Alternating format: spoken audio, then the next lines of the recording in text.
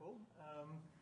I realise that this class is also about methodology, maybe mainly about methodology, so as I go through my presentation I will try to shift the emphasis from what I had originally intended a little bit more to discussing questions of research methods with you. So I'll try to bear that in mind.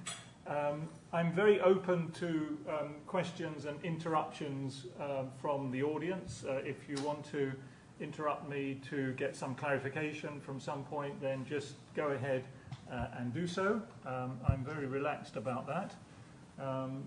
And I gather we have plenty of time. We have almost 2 hours, so I will probably speak for something a bit more than an hour. For me this is quite unusual because our lectures at my university have to be 50 minutes, and if you go over 50 minutes then the students start getting up and going out of the room because there's another lecture coming in a few minutes time. So I'm used to speaking to a slightly shorter time, so I'll allow myself a little bit more luxury to discuss particularly these methodological issues, which I gather is really the focus of this seminar series. Well, as Ricard has said, I'm interested in Albania. It's been one of those countries that has fascinated me for more than 10 years now, maybe more than 12 years. It's not the only country I've worked on. My career as a scholar in migration studies actually goes back something like 40 years.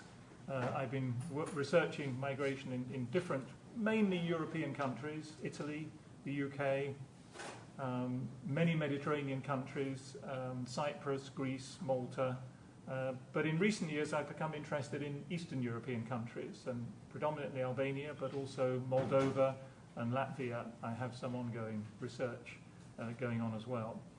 But Albania, I think, is, as you'll see as I go through my presentation, is a very unique particular case. I mean, I call it a laboratory for the study of migration because, as you'll see later on, it's really unique in terms of the scale of migration, the relative scale of migration, and the impact that has had on the country and, of course, on the migrants themselves. So this is a summary of my lecture. I'm going to start off by talking about anecdote. I'm going to tell you an anecdote, in a sense, about an anecdote. And to talk about the value but also the limitations of a single case study. And the single case study is of one migrant called Haki Doku, who I will introduce you to in a bit more detail in a few minutes' time. And then I want to go through two research epistemologies, let's say, through two strategies of research which are particularly appropriate to research in migration studies, and that is multi-methods, or mixed methods as they're sometimes called, and secondly multi-sited migration research. And those two strategies, multi-methods and multi-sited, seem to me to be particularly appropriate for the study of migration. And then we move in the second part of my lecture to the case of Albania, which, as I called it just now, is a laboratory for the study of migration. And I want to take you through two projects that I've done. A project on Albanian migration to Italy, which is partly about discourse analysis and partly about in-depth interviews to get the kind of everyday lived experiences of migrants as they transit through their tough lives in Italy, initially as irregular migrants, but later on as regularized and more settled migrants. And then the second project, in a sense, looks back to Albania and looks at the impact of remittances on Albania itself, on the family members and communities and villages left behind. And my innovation here is to introduce a gender perspective into the study of remittances. Remittances are usually conceptualized as, economic, financial flows, but rather little is said about the who, the actual people that send and receive remittances. And there are really important gender and generational dynamics built into the, if you like, the sociology of the remittance process. And that's the second project that I want to describe and just give you some headline results, because both these projects were quite large-scale projects. They were projects which lasted for 2 or 3 years each, with substantial funding. I had research assistants working with me, collecting the data. In both cases, entire books came out of the project, so it's a little bit difficult to kind of synthesize some of the key results in just, let's say, 15 minutes each, but I'll do my best. Okay, so let's go back to the beginning and introduce you to Hakidoku, and say a few words about both the attractions and the dangers of focusing on a single case study. When we talk to maybe our friends, our family members, and our neighbours about migration, what often comes back from these conversations are single anecdotes that are thrown at you and then used to justify, a whole stance or a whole problem. So somebody will say, well, my neighbour is so-and-so, and he or she is from a certain country, and they behave in a particular way. Or somebody else will say, well, I'm not racist, but I have this problem with my colleague at work who's always late, or whatever. So this issue of anecdote is often highly problematic, because people build whole cases, whole stereotypes around a single experience. And of course that's terribly dangerous. And our role as students and scholars, I think, is to counter those anecdotes with more rigorous and robust evidence. But I also think that the single case study can be really valuable as well if it's chosen carefully, and if it can be used to illustrate a set of wider processes. If it has, in other words, what's called heuristic value, if it has a kind of educational value to draw out a series of lessons from that single in-depth case study. And this is the example that I want to take. The kind of issues that can be learnt about through a single case study are, the experiences of being a migrant, the issues of being a victim, of being subject to racism and discrimination, of being the victim of draconian legislation which somehow oppresses the migrant. We can also learn about how that difficult life can be turned into success. The story that so many migrants go through of sacrifice and survival, and ultimately some kind of better life, some kind of triumph over adversity. So these more human and emotional aspects of migration can, I think, be much more deeply understood by a single biographical case study. So I now just want to say a few words about Hakidoku, who started off as an Albanian migrant, an Albanian irregular migrant in Italy, working on a construction site, and who then had a terrible accident, and as part of his rehabilitation became a Paralympian cyclist, and then after that retrained as a computer programmer. Okay, so the story in a bit more detail is that, like tens of thousands of other, indeed hundreds of thousands of other Albanian migrants who left their country in the 1990s, he came to Italy, many others went to Greece, as an irregular construction worker. He worked on building sites for, cash in hand, money, no social insurance, paying no tax, and on one unfortunate day he fell off the scaffolding and broke his back. He had no national insurance, no social insurance, so he was thrown on the mercy of charities and non-governmental organisations, and after some years of help and rehabilitation, he became a Paralympian cyclist. If you watch the video of the 2012 London Paralympics, and if you watch the opening ceremony, where all the athletes come into the arena, right at the front of the procession, because Albania begins with A, and they come in alphabetical order, right at the front you'll see the one single, only Albanian representative at the Paralympics, and it was Hakidoku, who, having broken his back, lost the use of his legs, and then became a cyclist, where you use your arms to propel the bike. And he was Albania's only participant in the London Paralympics. He didn't get a gold medal, he didn't get any medal, but that's not the point. The point is that he overcame adversity, and he used that terrible, tragic accident to actually eventually turn some of his life around by getting involved in competitive sport, and also eventually later retraining. Obviously he couldn't go back to construction work in his condition, so he retrained as a computer programmer and now lives in Milan with his wife and young family. So this is a single case study. It's an anecdote. You shouldn't read too much into it, but I think it's a very human story and brings out in a very sharp focus the kind of trajectory that many migrants go through, from survival and struggle and sacrifice, and in his case also terrible tragedy, but also some kind of triumph and success and a new life at the other end.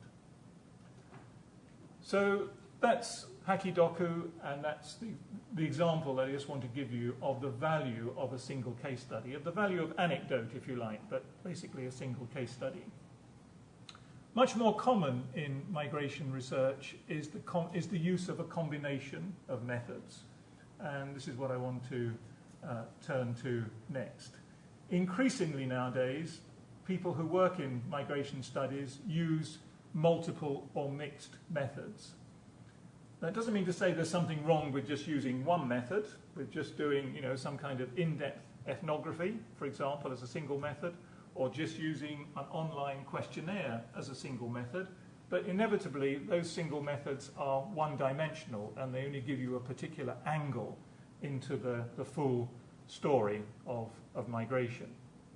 So, as I've just said, increasingly nowadays, multiple methods are used, and I've given you a definition here, which is my own definition. Multiple methods are basically research methods in which the investigator collects, analyzes, and interprets data by using and integrating two or more approaches, often mixing quantitative and qualitative methods. So often this notion of mixed methods is in many cases a metaphor for a combination of qualitative and quantitative methods, although it need not necessarily be that kind of combination. But if we assume that combination, that mixed methods is about the mixing of quantitative and qualitative methods, then a number of kind of strategic questions then follow as to how the methods are combined together. So does one method come before the other, or are they used simultaneously or concurrently? Is one method a principal method and another one a minor method? And then there's the issue of triangulation, which is comparing results from different methodologies and usually hoping that they reinforce each other. But actually sometimes they don't. And when they don't, that often throws up the more interesting result and the more interesting reflections on the original research questions. Maybe the original research questions were not framed quite in the right way. So if at some stage, you now or in the future engage in two or more methods and you find that they to some extent contradict each other, I think that's a really interesting research process, and it forces you then to kind of think beyond your initial research formulation. So a non-matching, if the triangulation doesn't work, is not by any means a disaster. Often that triggers even more interesting research questions to be developed later on. So on the bottom part of this slide, I've set out some relatively simple combinations of quantitative and qualitative methods, just so you can see how they go together and kind of reinforce each other and are sequenced in different ways. So the first example is where you start off with a large N, a large sample questionnaire to get some basic data about your research population, who are probably like to be migrants, but they might be other populations who are somehow connected with migrants, maybe residual households where migrants are living away, for example, or some other kind of population somehow connected to migration. So you start off with a large N questionnaire, and then from that broad data that you get from the questionnaire, you then sort of drill down through a smaller in-depth interview survey to find out the more detailed nuances which you can't get from a questionnaire. So that's a fairly common sequence, I would say. That sequence between qualitative and quantitative can also be reversed. You could also start off with a small-scale qualitative survey. You might carry out what's sometimes called a Delphi survey, or a series of interviews with experts, key informants or other kind of experts, to understand what the key issues are about the particular migratory phenomenon. And then having got that essential picture from the small-scale study, you might then follow that up with a larger scale study, you know, of several hundred or thousand surveys or questionnaires in order to sketch in, you know, the broader parameters of those intuitions which were indicated by the qualitative pilot survey, let's say. But you can also combine different quantitative and different qualitative methods with each other. So the final two examples here would be two quantitative methods, which would be supporting each other and maybe sequencing one after the other. So the first stage might be a series of analyses based on census data, where you, let's say, mapped particular migrant groups to find out where they are and what particular, let's say, social and demographic characteristics they had, and then using that mapped frame, that cartographic representation of the city of Barcelona or the whole country of Spain, you then follow that up with some kind of more direct survey, which could still be a quantitative survey. It could be some kind of stratified survey based on households or particular categories of migrants or whatever. And you can also combine different qualitative methods too. It's quite common nowadays in migration research to mix focus group work with individual interviews. And a common sequence is to start off with a small number of focus groups, getting together 3, 4, 5, 6, 8 people to discuss the issues that concern them about migration or whatever, and then having got that information from the focus groups, use those ideas that come out of the focus group to then maybe structure a more in-depth interview schedule that you then take out and interview 50 or 100 people with. So again, that's a kind of combination which I think is quite common in migration research, where the main interest is in qualitative work. Yeah? What's the difference between expert interviews to elicit key issue followed by survey, from focus group to highlight key issue followed by survey?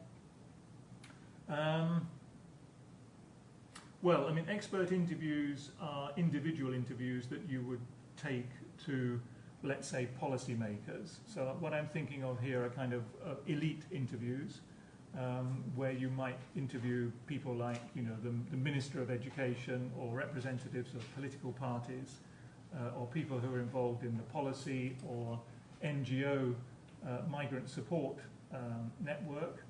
And you'd interview them on a one-to-one basis to find out what the key issues are from their expert perspective. So these would be more like expert or elite interviews, and then you would use that information to... to just build a big survey, yeah. And then just use the numbers from that survey. That's right. Yeah. Yeah. Whereas the focus groups would be less likely to be expert interviewees. They would be more likely to be the people that you're actually interested in. The key advantage of the focus group, I suppose, is that people kind of spark off each other and they develop insights in the actual conversational dynamics of the focus group, which you would not get perhaps in an individual interview. I can talk more about focus groups maybe in the discussion and questions at the end, because there's a whole kind of methodology which is just surrounds the kind of the ethics and the practicalities of setting up focus groups. Okay, anybody have any more questions on that slide? before I go to the next one. Okay, so the next one is about multi-sited migration research. And again, I preface the points that I make here by the statement that, again, there's nothing wrong with migration research which is just focused on a single site. I'm not saying that that's bad research. Not all research in migration has to be multi-sited. You can perfectly well carry out great research in one place. Could be the migrant's destination neighbourhood or city, or it could be the migrant's point of origin, the village or the town that they come from back in their home country.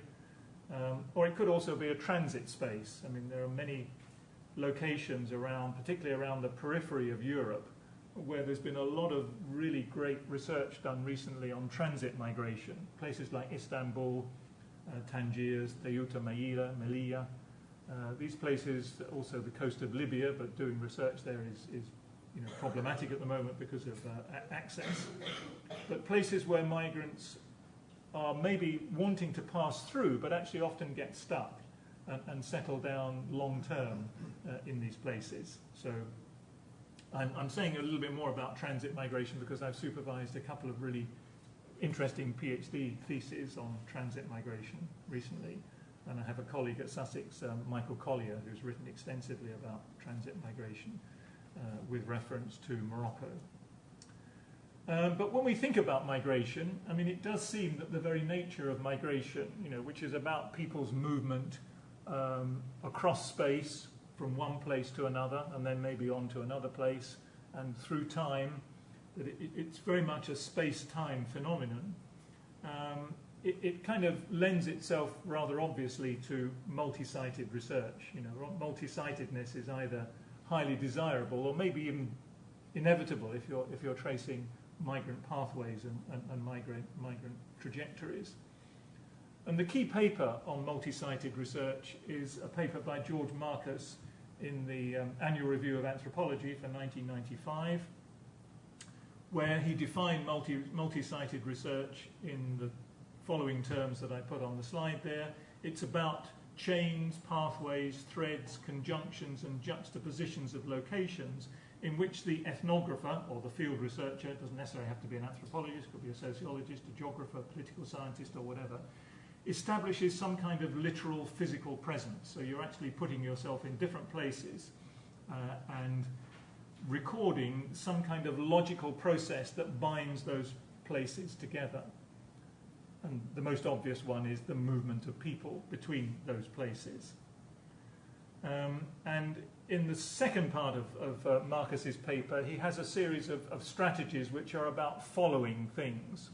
So he says what anthropologists should do, instead of just rooting themselves in one place, as traditional anthropologists always did. They went to some remote place and buried themselves there for 2 years and then came back and wrote up their monograph.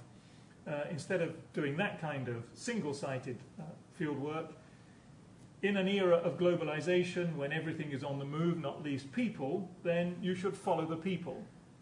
And this is obviously the most relevant idea to migration.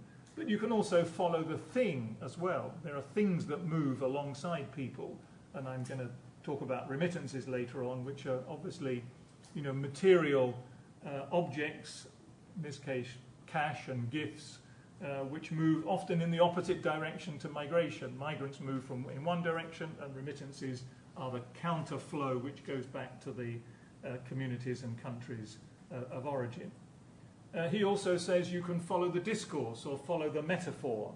There are many metaphors about migration, the notion of greener pastures abroad or the better life abroad, but also negative discourses about stigmatization and suffering and sacrifice as well. Or he says you can follow the biography. You can take individuals and follow their life courses as they also move through space and over time and maybe get stuck for long periods but then move on again. So this notion of following and mobility, I mean, to some extent this multi-sited approach chimes in very much with the two major paradigms, I would say, that have defined migration studies, the field of migration research in the last 20 years. And these are firstly the transnational approach, which was the paradigm of the 1990s, and secondly the mobilities turn, or the mobilities paradigm, which was the paradigm of the 2000s. You know, those are the two big ideas which have, to some extent, transformed the study of migration in the last 20 years or so. And multi-sitedness is very much written into those kind of approaches. So if you're looking at transnationalism, by the very definition of that term, you're looking at two or more countries. If you're looking at mobility, then again, clearly you're tracing people on the move, whether they're migrants, you know, or tourists, or you know, backpackers, or whatever they are. They're people on the move, and that demands a kind of multi-sited, mobile kind of approach. And increasingly nowadays as well, people are actually carrying out research on the move. So it's not just a matter of carrying out research at the origin and the destination, but it's also about carrying research travelling with the migrants. Some of the best interviews that some of my PhD students have done, and conversations that I've had myself, have been on aeroplanes or in trains, you know, where you meet migrants sitting opposite you or sitting next to you. You know, they're moving from Poland they're on a flight from Poland to the UK, or they're on a boat from Albania to Italy, or going back to the 1960s almost, which is the late 1960s, which is when I first started doing my own field work, travelling with those Italian migrants from Sicily to Germany. I started my research career looking not at migration, but looking at a completely different topic. I did my PhD on land reform, which in Spanish it's Reforma Agraria, and I looked at southern Italy. So I was always going down to southern Italy to do field work on 3 or 4 different trips. Usually went by train, because this was before the era of cheap charter flights. EasyJet and Ryanair didn't exist in those days. So you went down by train, and you shared, you know, the 48-hour train journey from London down to Sicily or down to Brindisi with a load of migrants, and you got their stories over a period of 24 hours or more. So this was fieldwork on the move. So this is another kind of multi-sitedness. It's actually travelling with the migrants and doing research, ethnography on the move. Okay, I now turn to my own Albanian research, and I'm going to talk about 2 projects, and I'll outline initially the methodologies that were built into these projects. Project number 1 was done in the early 2000s, so more than 10 years ago. It was my first work on Albanian migration. And because I got this background of working in Italy, where I did my PhD, and because I speak fluent Italian, Elisabetta, I think, can vouch for that, it seemed to me a good idea to go back to Italy and look at what was happening to the changing immigration scenario in Italy. And at this time, Albanians were the major group that had come into Italy. They had overtaken Moroccans, who were previously the biggest group, and they had also taken over the migration story in terms of their impact and the discursive framing of them as a kind of problematic group. So this was research funded by the Leverhulme Trust with a fantastic research assistant working with me, Nicola Mai, now a professor at London Met University, a really brilliant field worker and great fun to be with. We had so much fun doing this research, travelling around Italy and also going back to Albania and travelling around there, talking to return migrants. The 2 methodologies that we brought together here, so this was both multi-method and multi-sited. The 2 methodologies were firstly discourse analysis of the media and political framing of this key event, which was the Albanian migration that came into Italy in the early 1990s.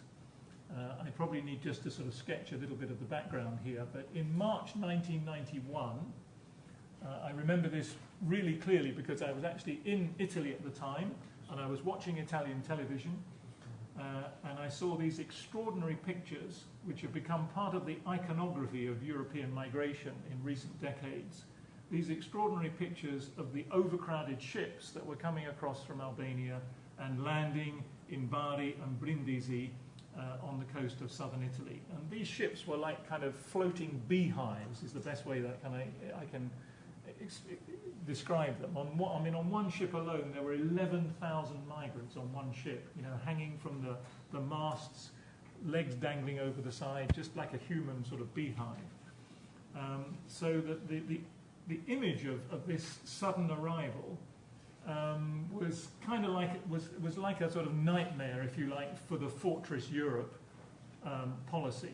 These were boat migrants landing on the shores of Fortress Europe and providing, the kind of nightmare scenario for the Schengen policies that were to evolve later and for the control of borders. So that's just a little bit of the kind of contextual sort of historical background to that. So we were interested to find out how that really iconic event of the arrival of Albanians in Italy in the early 1990s was framed by the media and by the sort of political debate as well.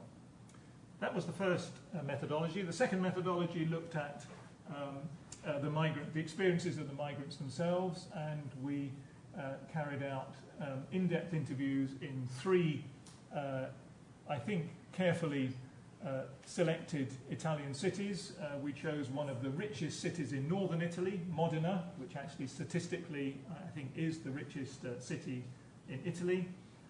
We chose a much poorer city in the south, close to where the migrants had arrived, and we chose the city of Lecce, which is quite close to the Bari-Brindisi area. And we wanted to choose two cities which were relatively medium-sized, because that would facilitate kind of entry into the city and into the Albanian communities that had settled in those cities. But we also didn't want to neglect the big city context as well, so we also chose Rome, the national capital, as the third site. And in each of these sites we carried out basically 30 detailed, in-depth sort of life history interviews about the whole story of and experience of migration. So that was the first project, and I'll come into some of the sort of key results of that project in a little while. Secondly, let me just draw the picture for the second project. This was about remittances, and in particular the way in which remittances were gendered. And this was research that I was commissioned to do by a small United Nations organisation called INSTRAW. INSTRAW stands for Institute for the Study and Research into the Advancement of Women. It's a small UN institute based in Santo Domingo in the Dominican Republic, and in the late 2000s it funded a whole program of research on gendering remittances, and we were asked to tender for this research with a case study of Albania. And yet again, I'm very lucky by having a fantastic research assistant to work with me alongside me on this project as well, Julie Bulnatari, who's now a lecturer in geography at the University of Southampton, who is herself Albanian, and her own particular story is interesting because she was the first young woman to leave her village in Albania when the borders of the country came down in the early 1990s, and she went and did a first degree in the Netherlands and then came to do a PhD with me at Sussex and then stayed on as the research assistant on this project. And here we combined, again, two different methodologies in again, a multi-method and multi-sited research.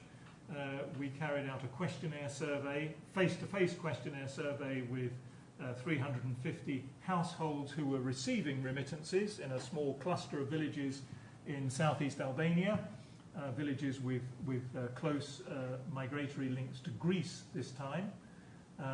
And we followed that household survey up with two sets of in-depth interviews with remittance senders in the Greek city of Thessaloniki and 25 remittance receivers, mostly women but also older people and other villagers who were in receipt of remittances which were being sent by the migrant family members.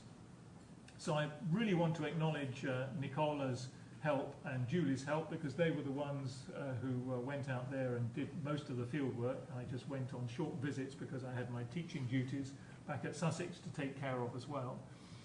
And yeah, I also want to acknowledge the help of a whole bunch of great PhD students that I've had who worked on Albanian migration.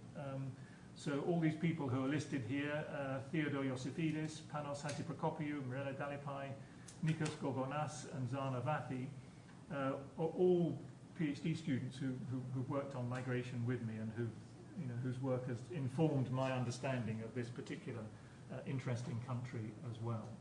So let me now say something about what I find so fascinating about Albania. Has anybody here been to Albania? Good. Okay, well done. At least one. Anybody else? Okay. Yes, two. Right. Okay. Well, you will.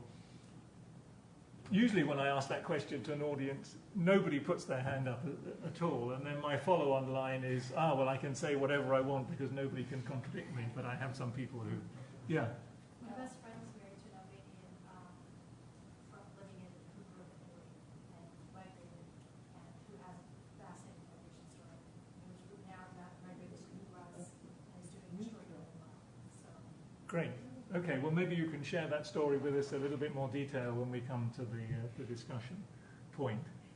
So, I mean, what I find fascinating about the Albanian case is that you have this kind of transition from what was the most isolated, the most paranoid, the most orthodox Stalinist of the communist regimes of all the Eastern European countries, as it was up until 1990, 1991, and a sort of switch to the opposite extreme where there's virtually no kind of control over anything now in Albania. It's a kind of free-for-all sort of almost like a sort of cowboy state where anything goes, and it's a highly individualistic society as opposed to one which was highly regulated before. And for me, the most typical evidence of the rather bizarre and paranoid nature of the Albanian leader who ruled that country for most of the communist period, this political dictator, the people's dictator, Enver Hoxha, was his obsession with defence and the way in which he constructed 600,000. He didn't construct them all himself. I mean, he had them constructed.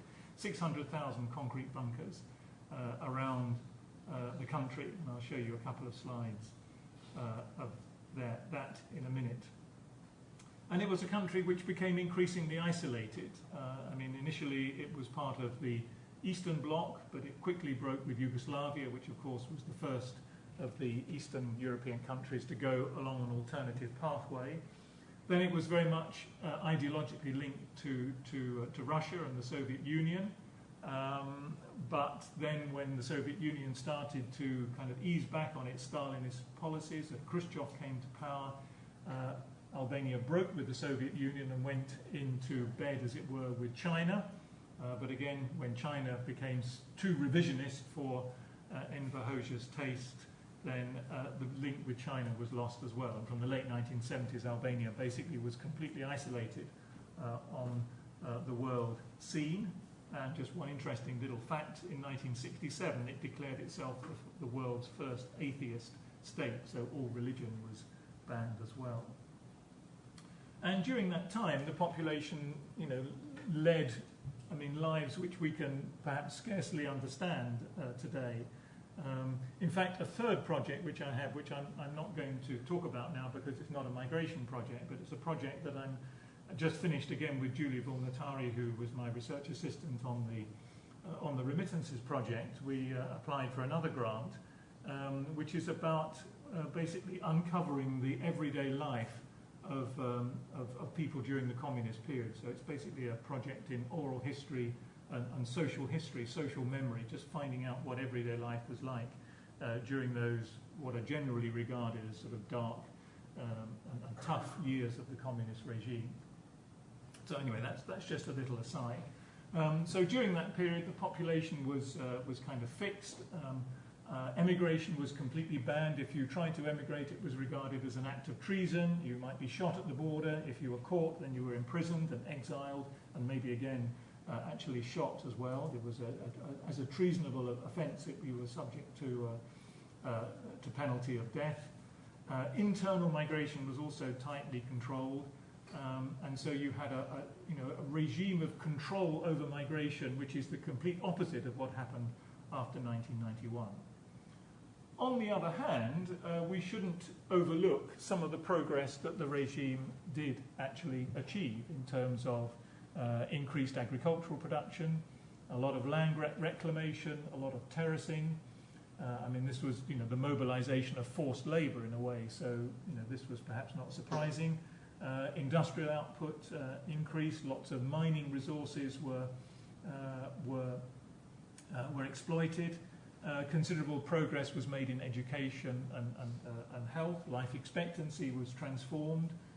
A good deal of progress was made in terms of gender equality, and on that score, things have gone backwards since the end of the communist period in terms of the participation of women in the labour market, the participation of women in offices in government and local administration and so on. But towards the end of this period, what kind of killed off the whole communist project essentially was economics, or the combination of economics and demography. The population was increasing at too fast a rate for the resources of the country to support it, given that the country was economically isolated and had almost no trade with any other part of the world. So you had a situation of falling per capita output, endemic shortages, near starvation situations, and this was also part of the story behind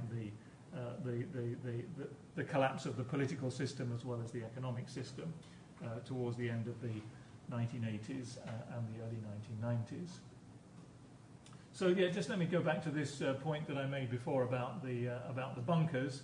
There are 600,000 of these concrete mushrooms scattered around the country, and of course they're for defence. There was one for every single household, so that they could go in and hide and fire at the invading army. But of course nobody ever invaded Albania during the communist period. It was not seen as a desirable place to invade particularly, but that was part of the paranoia of Enver Hoxha and his regime.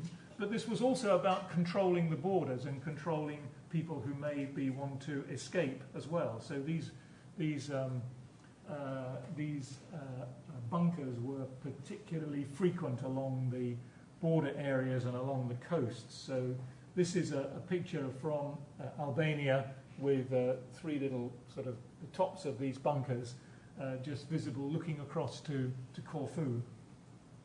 And you can see how, for a population kind of more or less imprisoned within this kind of Albanian gulag, how tempting it would be to try to escape. And in the course of our fieldwork, we came across all sorts of really weird and fascinating stories of people who had tried to escape. Some successfully and some not. And one successful story we heard of was of somebody who cut a reed from a nearby river and used it as a breathing tube and swam underwater all the way across to Corfu. Another story we heard was somebody who cut a huge watermelon, hollowed out a watermelon and put the watermelon, this is really weird, put the watermelon on his head and then sort of swum across to Corfu pretending he was like a floating watermelon, because this strait was patrolled by boats and swept by searchlights at night as well. So some curious stories of attempted escape, but most of the would-be escapees were caught at the border by electrified fences and border posts and sniffer dogs and the whole military apparatus of border control. But it seems to me also that the very shape of these bunkers kind of speaks of a kind of a symbolic, repulsion or rejection of the outside world. And we kind of contrast that with the concavity, the receptiveness of the satellite dishes, which are now everywhere in Albania. There are probably 600,000 satellite dishes in Albania because every household has a satellite dish, and that seems to me to symbolize it. These two simple shapes, the convex, defensive rejection of the outside world, and the concave dishes which somehow receive the messages from the outside world. This is sort of, to me, symbolic, those two simple shapes of the change of stance of the Albanian, the whole Albanian population. One of the things that I should say here is that towards the end of the communist regime, Albanians were obsessed by looking secretly at Italian television. It was like a sort of periscope that they had on the outside world. And although it was pretty much illegal to watch Italian television, I mean, most households had invented some way of decoding the signal, and they would watch all the programs that they could get hold of. And I mean, there are one or two Italians in the audience, and you will confirm that Italian television, particularly the private television channels of Berlusconi and Mediaset and so on, project a particular image of the Italian way of life, the Western way of life, which is highly spectacularized, highly sexualized to some extent. And you can just imagine the impact of these images coming into a country which was under such a heavy repression during the communist era. But it meant, of course, that as soon as migrants were able to cross the border, they were very keen to go to Italy because they wanted to experience this spectacularized, sort of luxury world that they had seen on television. And many of them spoke Italian as well because they had learnt some form of Italian through watching the television. So the characteristics and evolution of migration, I've given some hints about this already. The main waves of migration took place in the 1990s, the very early 1990s when the initial exodus took place during the period between 1991 and 1993. Then again in 1997 when Albania pretty much bankrupted itself by the collapse of a whole series of corrupted pyramid investment schemes, which, as all pyramid investment schemes have to inevitably in the end, collapsed. And then at the end of the 1990s, the Kosovo crisis also destabilized Albania and led to another wave of migration. During the second migration decade, that's during the 2000s and into the 2010s, the flow has probably diminished. There hasn't been such a large outflow as there was in the first 10 years or so. So it's now a more steady flow. There's family reunification, there's the consolidation of migrants abroad. I said at the beginning that much of this initial migration was irregular because there were no, apart from a few refugees who came in at the very beginning of 1991 and during 1990. As soon as Albania had democratic elections, so that's from the middle of 1991 onwards, refugees, it was not recognized as a refugee sending country because it had a democratically elected government.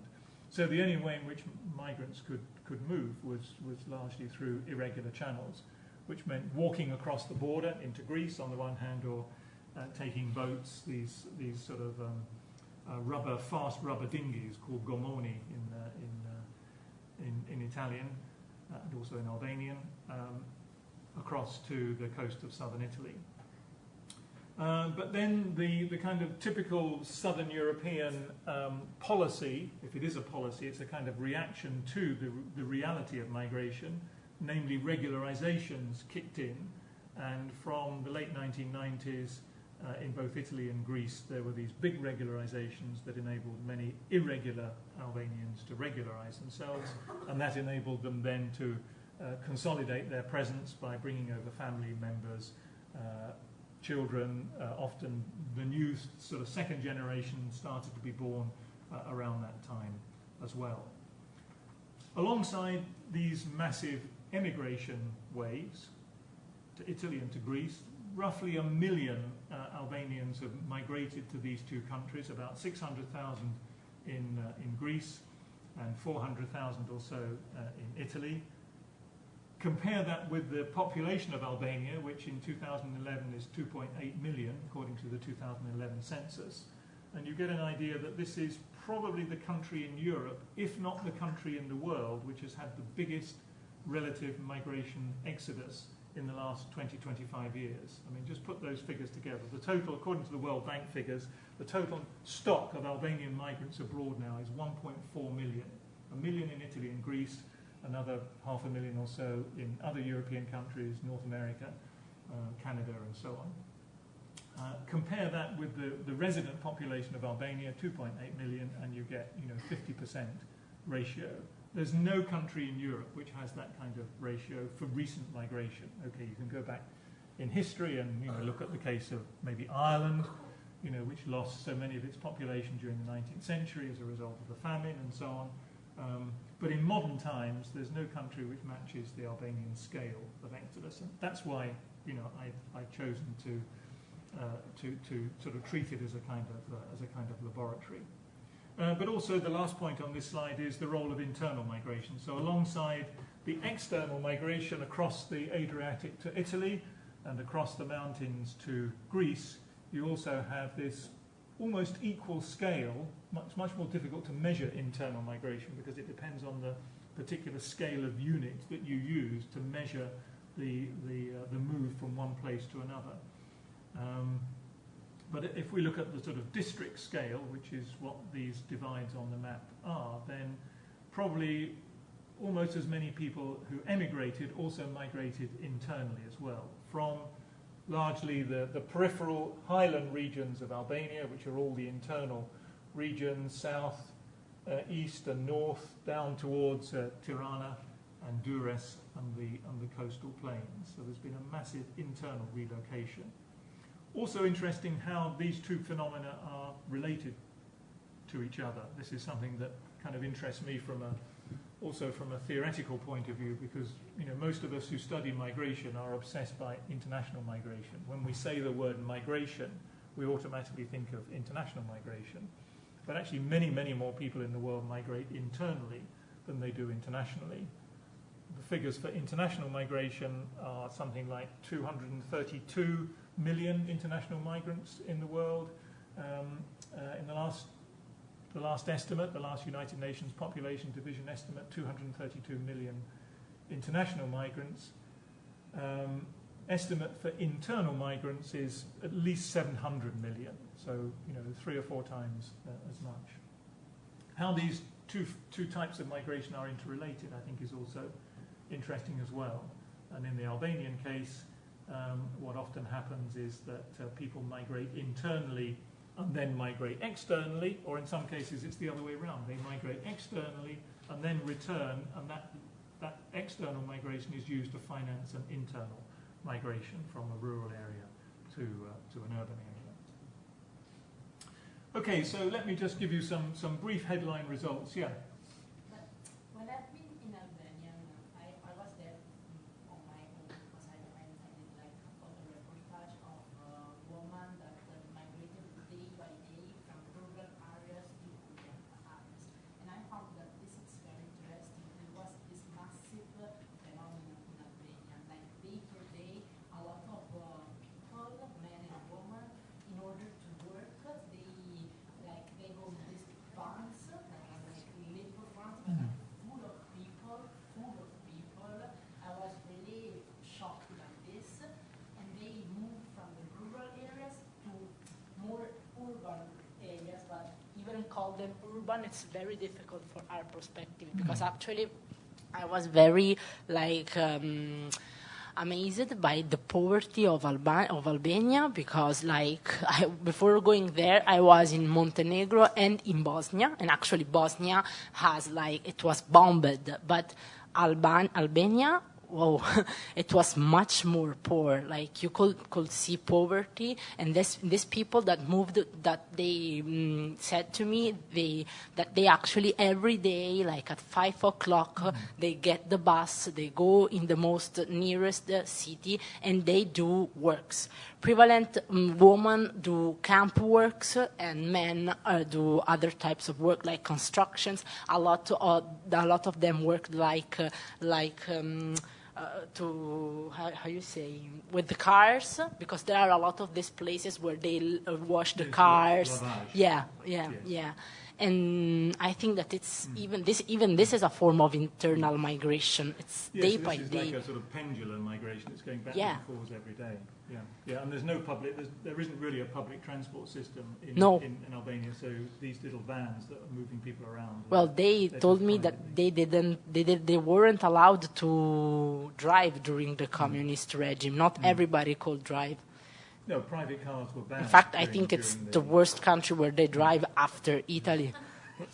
And I am of Italy, and I am of Naples, so I have seen things but there, really, I was impressed by this. And they told me that actually, they said, look, it's not our fault, it's that we weren't allowed to drive. They don't have streets, actually. They have very few streets, they have a lot of rural streets.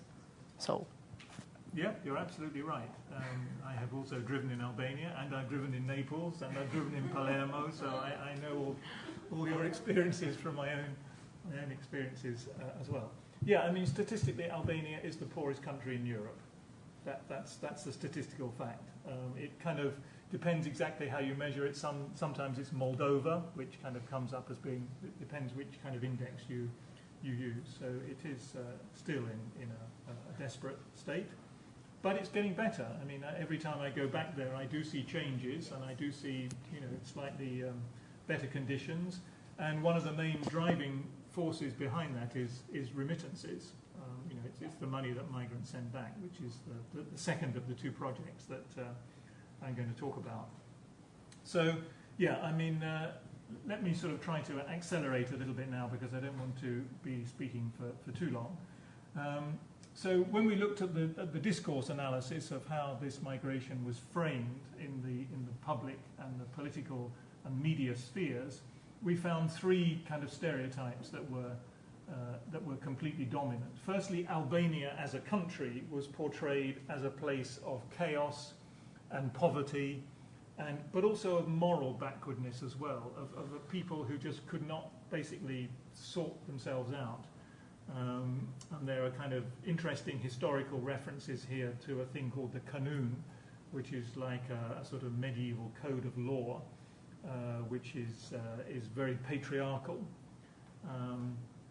And also during the 1990s, at various stages, Albania lapsed into a near civil war situation, and it was the Italian humanitarian missions that went into Albania with EU backing to try and sort of sort the place out. So Albania, through the media there, was portrayed as a place which was, I mean, we have this phrase in English, a basket case, which is basically a hopeless case, but also a place of moral backwardness as well. Then there was this phenomenon of Albanophobia. I mean, you probably all heard of Islamophobia. Well, in Greece and Italy, there is this exaggerated fear of Albanians and anything to do with Albania. And then there's a more specific stereotype which identifies the male Albanian as a criminal and the female Albanian as a prostitute. And again, these are stereotypes which are generated up and exaggerated from tiny, tiny case studies which get reported in the newspapers and are then generalized to the whole of the population. So that, in a nutshell, was the result of the discourse analysis. And then we backed that up with the program of 90 interviews, as I described before. And I just picked out sort of two thematic aspects of the interview data. One is narratives of work, and the other is narratives of social integration. And both these narratives as well, drawn from the interview data, also report and reflect on this stigmatizing frame. But then, because these interviews were carried out not at the beginning of the 1990s, but 10 years after the first major migratory movement, we find also stories of survival and success, and of progress towards, some kind of socio-occupational upward mobility, at least until the economic crisis of the last few years. So, I mean, here are just some summary points about the narratives of work. About the socio-occupational issue. Yeah. What are you talking about? For example, people that succeeded in, I don't know, in public spheres or something like this, because, for example, we have in Italy we have a lot. I'm Italian too, so in Italy we have a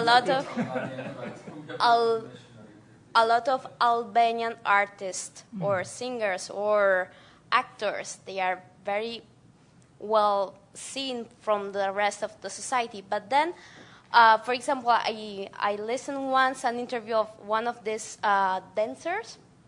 And this is Clady. You're talking about Clady? No, it's another one, but they come from the same school in Albania. So, and the journalist asked just, why don't you want to speak about your country and your values and your culture? And he said, because I will be stigmatized anyway. So, I mean, maybe it's true that there is this other side of the increase, or I mean, a different perspective if you are seen in a different way from the rest of the society. But still today, in 2015, 25 years later, Albanians are portrayed in the same, exactly in the same way. So you mean the stigma is still yeah. So yeah. I just wanted to know what you mean with the social, if you go, social occupation. Yeah. These next couple of slides will answer your question. Okay, so I mean, the story is also pretty much the same in Greece as well, although on the whole Albanians have a harder time in Greece because Greece is a more xenophobic and Albanophobic society than Italy is. So the story is, if anything, even sort of worse there. Also because they're mainly Muslim, and in Greek we are Orthodox. This is true, but Albanians do not really project themselves as Muslims, and they are not seen as Muslims either. I mean, it's true that 70% of... They don't fit in Orthodox. No, that's true. But I mean, one of the interesting things about the stigmatization of Albanians is that they are not stigmatized as Muslims, because they have a very kind of secular, because of the fact that they've... Communism. Yeah, that's right, yeah. So, I mean, basically the story, it's the familiar story of all labour migrants, who particularly those who are in an irregular status. They're working in low quality jobs, for men in agriculture and construction, for women particularly in domestic service, cleaners and carers and so on. We see some contrast between northern Italy and southern Italy because of the greater role of the informal economy in southern Italy. So to some extent it may be easier to get work there, but it's worse quality and worse paid work. But over time, and particularly with regularization, the situation improves. And the next couple of slides just give a couple of examples of, on the one hand, discrimination and suffering in the workplace, but on the other hand, some progress as well. So this female interviewee here, F stands for female, and 23 is the age. So a young female Albanian migrant interviewed in Modena, and she just runs through the jobs that she did. They're all basically what we might call sort of shit jobs, poor quality jobs. And she was also exploited as well. So she was paid, a lower rate of pay than other people doing the same job, and she was asked to work longer hours than she was supposed to do. And we have this story reproduced, dozens and dozens of times through our interview data. But then we also have stories of people actually achieving some social mobility. So the second interviewee here, the female from Rome, she starts off the account of her work by saying, since I've been in Italy, I've done all kinds of work. I've worked as a cleaner, I've worked as a carer for old people, I've worked as a sales assistant in shops. But in the meantime, she's been studying and getting a university degree in foreign languages, because her Albanian degree was not recognized. At least most of it was not recognized in Italy, so you have to go back and redo most of your studies. She worked in a call center, and then finally she now works in the Chamber of Commerce, which is pretty much in the heart of the Italian bureaucracy. So this represents, the kind of social mobility that socio-occupational mobility that some people can achieve. And she notes at the bottom that that's actually quite ironic, because she works in the department of the Chamber of Commerce which is responsible for recognising Albanian degrees in Italy, and she had trouble in getting that recognition herself. And then the second part is about narratives of integration, particularly social integration here. And again, it's how to overcome this sort of hegemonic stigmatization of the Albanians as a group of people, as you were saying, who are, condemned to be seen as rough, uncivilized, associated with criminality, and seen as just generally undesirable. And the word Albanese, which basically means Albanian, actually carries a very heavy meaning in Italian, and I see our Italian colleagues nodding as I say that, because it means something which is somehow rough, inferior. You might say to somebody, you're dressed like an Albanian, or you're eating like an Albanian if you're eating with your, it's an insult, basically. Again, we see some contrast between the north and the south. More economic integration in the north, but more difficult social integration, partly because of the difficult access to housing, whereas in the south, the economic prospects are poorer, but there's a rather easier social environment for people to integrate into, a greater sense of neighbourliness that we discovered in comparing the two cities, Modena with Lecce. And I think the final point of the success, if you like, of many Albanians is the way in which they have achieved that success, the strategy that they have used, which is very much an individualistic strategy. So this is not a reaction of what has been noted in other migratory contexts, where you have this phenomenon of reactive ethnicity. Okay, reactive ethnicity is when, if you're experiencing racism and discrimination, then you turn back into your ethnic community and reinforce your sense of ethnic identity in order to counter the negative stereotype. Maybe getting involved in multicultural policies or whatever. In the case of Albanians, it was a much more individualistic reaction, partly perhaps because of the communist heritage, that kind of being forced to group together into associations and organizations was exactly what they were kind of leaving behind. And for many, it was actually a strategy of denying their Albanian identity. So, you pretend to be something else apart from Albanian. You name your child not with an Albanian name, but with an Italian name or a Greek name. You baptize your child into the Orthodox Church or into the Catholic Church. You get a godfather, godparents, in order to, again, help the integration, particularly of the second generation. And just a couple of interesting quotes here, and I think it goes back to this point about the kind of denigration of Albanians, and the notion that Albanians cannot be, kind of intelligent or intellectual or whatever. This, I think, is a really nice quote. It's from a young man in Modena. And what we have here, I think, is a really brilliant categorization of different kinds of racism. And it just came out in a casual interview conversation. So the topic of racism comes up, and he then expands on his diagnosis of 3 different layers of racism that he had observed as an Albanian immigrant in Italy. So he says there are 3 main ways in which racism manifests itself. The first is physical violence, like those 3 Albanians that were beaten up by a group of Nazis in Bolzano, which is up in the far north of Italy. That's obviously the most evident form of racism. And then we ask him, does this happen where you live, in Modena? He says, no, not in Modena.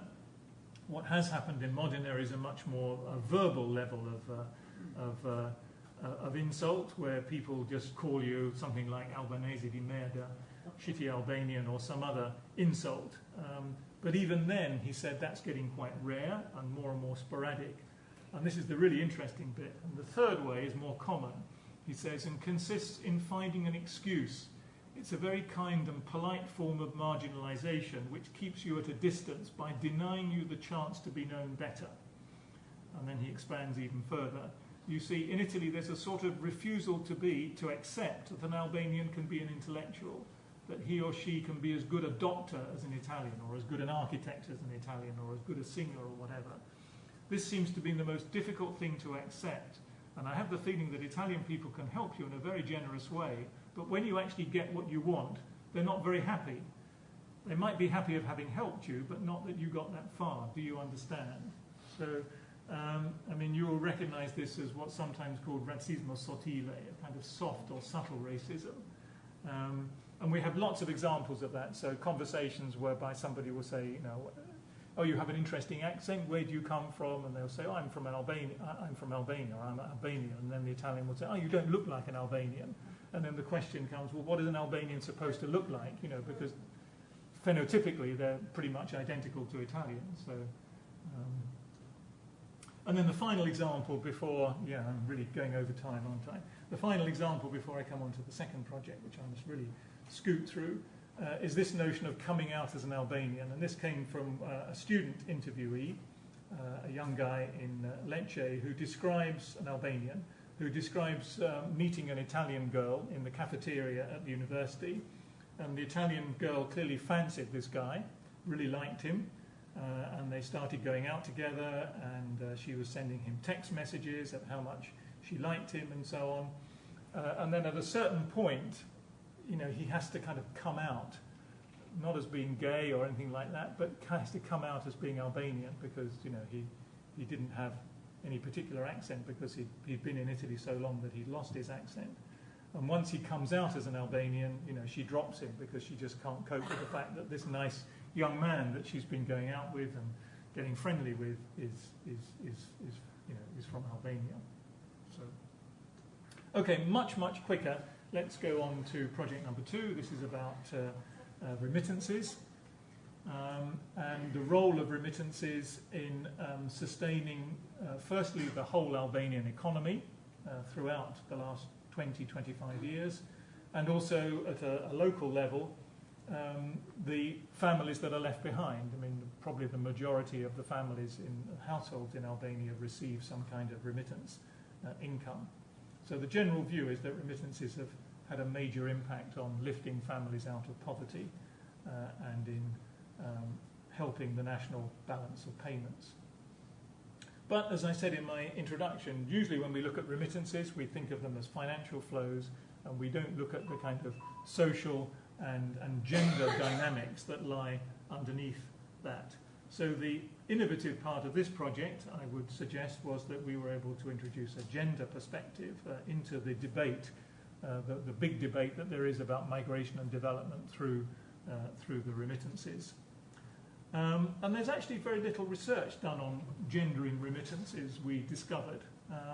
And that's why the research that we were commissioned to do was commissioned in the first place. And this quote from Nina Nyberg-Sorensen gives the sort of typical view, the received wisdom view, which is that in general women are perceived as being better remitters and more reliable remitters, and also better receivers of remittances and more wise and careful users of remittances. But actually there's very little data to support that generalization. But then when we looked at the Albanian case, we actually found that this was not the right question, because in a patriarchal society such as Albania, and this would also be the case for other heavily patriarchal societies as well, women are simply not allowed access to the remitting process. So, you know, asking whether women are better remitters than men or better receivers than men just is not the relevant question. So the relevant questions become instead, you know, who actually sends remittances? Who actually receives remittances? Who decides how they are used? Who actually administers their use? And the kind of reverse question, what effect do remittances have potentially on gender relations? And so the methodological concept we used here was that of remittance dyads, the receivers, the pairs of senders and receivers. And by looking at the sort of microdynamics of who sent and who received and who used remittances, we begin to get some kind of gender perspective. So these are the main profiles from the data that we collected from that household survey. We did a 350 questionnaire household survey followed up by in-depth interviews. And from the household survey of remittance receivers, we get these kind of patterns here. yeah, as time is quite short, I won't go into this in any detail, but basically men control the remittance process. They are the only ones who basically send remittances. Women may receive remittances, but their agency over how those remittances are used is often denied, and it's the men of the household, either the migrants or other men in the residual household back home, like the brother of the migrant or the father of the migrant, who actually takes the decision. On the rare occasion where women are allowed to remit, then actually the word remittances is not used. Another vocabulary comes in, so it's, these are not remittances, they're just gifts, or it's a little bit of money just for a coffee, rather than the word remittances. So the economic role of women sending remittances is denied them by actually not even allowing them to call remittances what they really are. So the only two kind of exceptions where we came across women who were involved in remittances were amongst the Roma community in Albania. The Roma community has a rather more relaxed view of gender relations and family formation. And so there were some Roma women who were moving independently across the border to do seasonal work in Greece and sending remittances back to their family members. And if there were students attending foreign universities, if there were students studying in Italy or studying in the United States or studying in the UK who were in receipts of scholarships, then some of that scholarship money would go back to their families. But the common pattern is this patriarchal pattern here, whereby women are initially owned by their fathers, and then when they get married, they are owned by their husbands. And so this quote here, "You know where it is where I come from. Once you marry, you become part of your husband's family. You cannot help your own family of origin anymore. And so the money I earn is for my family here and my husband's family at home. We put the money in the same account, and then he sends home some whenever they ask for it, some remittances whenever they ask for it." Two examples of where women were allowed, subject to their husband's consent, to send remittances. So I'll just maybe focus on the second one because it links into the next two slides. So here's a male interviewee, Alket, trying to kind of give the impression that actually he is a sort of liberated, gender-aware Albanian man. This is speaking from Thessaloniki. So he says, as for my wife's family, when we go to visit, my wife gives a present, again the Greek word for present is used, to my in-laws. It goes without saying, he says, how can you not when you're together, man and wife in the same family? Should we take something to my father and not to her father? Okay, the mother doesn't get a mention here, so there's still a residual gendering there. And then he says, I'm talking about decent families. If you are a man with a moustache, which is a code word for an Albanian patriarch, because that's how the patriarchs are represented in popular mythology, if you're an Albanian man with a moustache like that, then I don't know. But today women play a big role in the family. They even have more rights than men. Ha ha. I mean, that's the typical residue of patriarchy which is coming out there. They even have more rights than men. And I just thought I'd show you a picture of this lovely Albanian patriarch that we came across on a recent field trip in a village right up in the north of Albania. So here we have a patriarch, a man with a moustache, and he's actually the sort of head man for the village. So when we rolled up in the village at the end of a long, long mountain, rocky road, he invites us over for a drink, and there we are. After several glasses of raki, we became quite good friends, as you can see. Well, yes, I mean many Albanians speak Italian, but this guy didn't speak Italian. I had Julie with me. I always have I mean, I understand a few words of Albanian, but I don't speak the language. I'm reliant for so many things on wonderful research collaborators. Okay, these are just some economics about the use of remittances. Let me just skip over that. Some pictures about how remittances are used to buy tractors, to roof houses, to invest in apple orchards, to fund extravagant weddings. And then the final point, which is the final question about whether remittances are a vehicle for empowerment for women. Well, the evidence here is very mixed. where remittances go from husbands to wives who are back home, then clearly the quality of life is better. Maybe some aspects of the woman's life, let's say, are improved because household appliances can be bought, washing machines and stuff like that. But it also increases the burden of the household economy. And here's one typical situation from this interviewee, Flutur, who was kind of like a sandwich generation in the sense that she was home with her children, but she was also required to stay in Albania because it was her duty of care to look after her husband's parents, who were too old to look after themselves. And so, she has to look after her children, the older generation, and also, the small farm and the animals. And so, her conclusion is that, she has to take care of everything myself, the land, the house, the children, all the weight is on me. So actually being a receiver of remittances is actually an extra burden rather than a symbol of empowerment. Okay, there are a number of conclusions there, but I think I've probably spoken enough, and I should leave the last half an hour for some questions and discussion, because I think you may have some questions that you'd like to